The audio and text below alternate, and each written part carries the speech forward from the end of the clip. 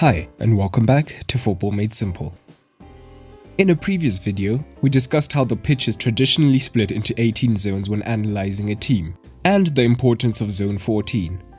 However, Pep Guardiola is a man known for not doing things the traditional way, and he has devised his own method of doing this. So, in this video we take a look at Pep Guardiola's 20-zone system.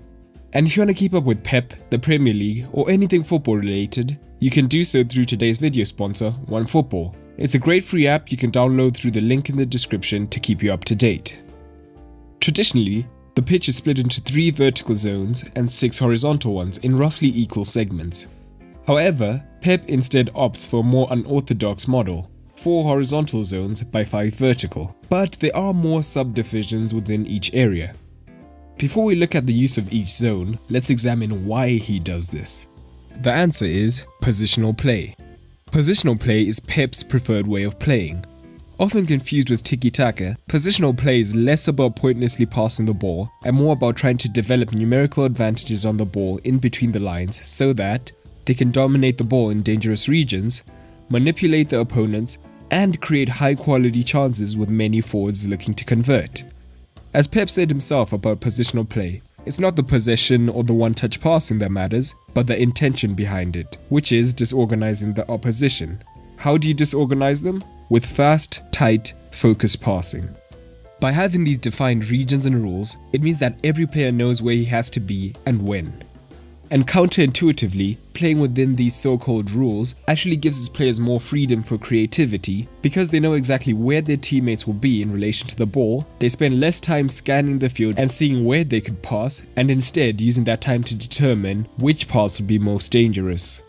In addition, by recognizing which region the ball is in, the team knows which regions to overload and where to make specific runs. So, by having the pitch set up as such, Pep identifies a few key areas. Zone 14 is still identified as a high priority area because, as discussed, most goals originate in this area, as the midfielder can thread the ball into the box, have a shot, or shift the defense in either the left or right direction to disorient them. The wide area is slimmer than in the 18-zone system and is identified as the limited option area. This is because the touchline limits the directions you can play the pass into, as you can only pass infield. However, you still have good passing angles into the channels or crosses into the box. This region is used to manipulate the defense because a penetrating pass into the wide areas forces the defense to shift across and increases the gap between the defenders, even if momentarily, to give Pep an advantage.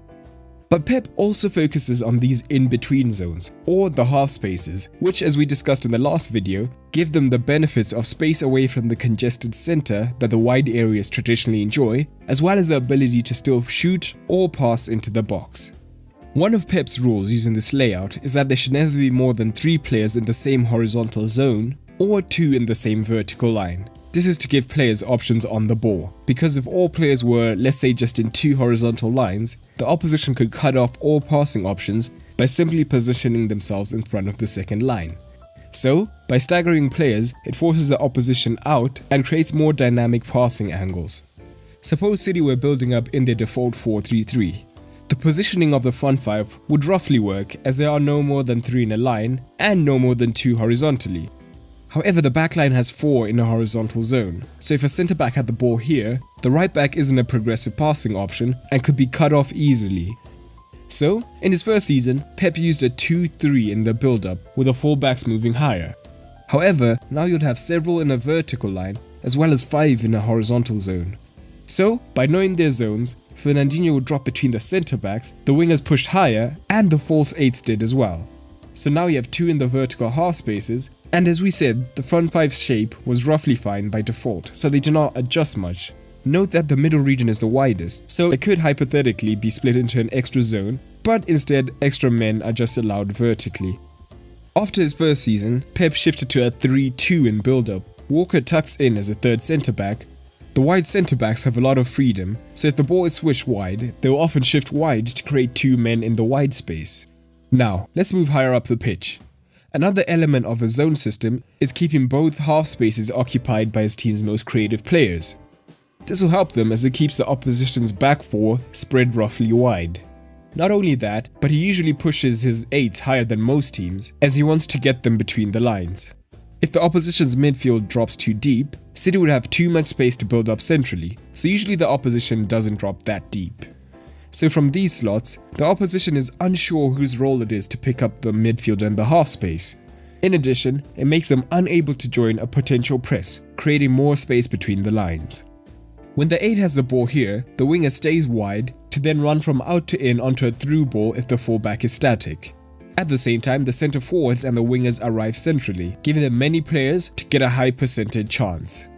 But if the fullback does close down the winger, the 8 himself can make a vertical run to get onto the end of a ball, potentially dispositioning the centre back as well.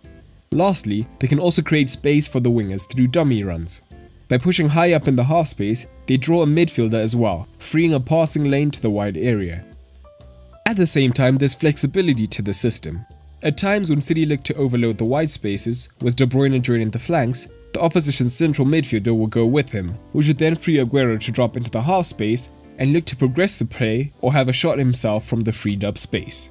By maintaining players in these zones, it means the players are always relatively close to each other, making it easier to have quick, short passes to manipulate the opposition, while it also helps them counter-pressing as they don't have much distance to cover. Pep's 20 zone system is simple enough, however it's also very